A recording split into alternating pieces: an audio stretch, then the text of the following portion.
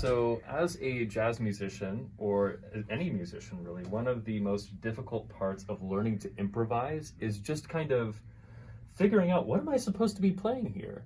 So for a lot of classically trained musicians, you have to rely on the music as it's been written. It's very hard to invent something as you go along. And so I like to treat this almost like you are painting as an artist. So when you're starting out and you're making paintings on your own, it's usually better to limit your palette to just a few different colors. And slowly, as you get better over time, you can introduce new colors and new techniques. It's kind of the same way for soloing. So usually we're going to start with a simple chord progression. So I'm just going to use like this very standard.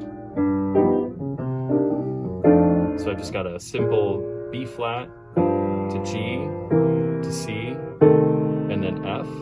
What I'm going to do is, I think a great exercise is limiting yourself to just 3 or 4 basic notes.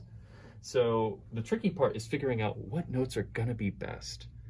I like to try to pick notes that fall within the chords I'm playing. So for example, in this chord progression, I notice F shows up in a lot of these chords.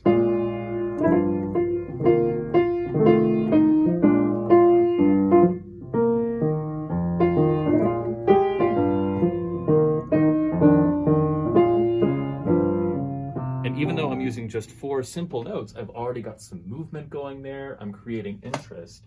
So that's a really nice exercise to start out. If you want to go more advanced, add another note into that. And eventually you can start painting with a full palette of colors and you'll have the whole keyboard at your disposal.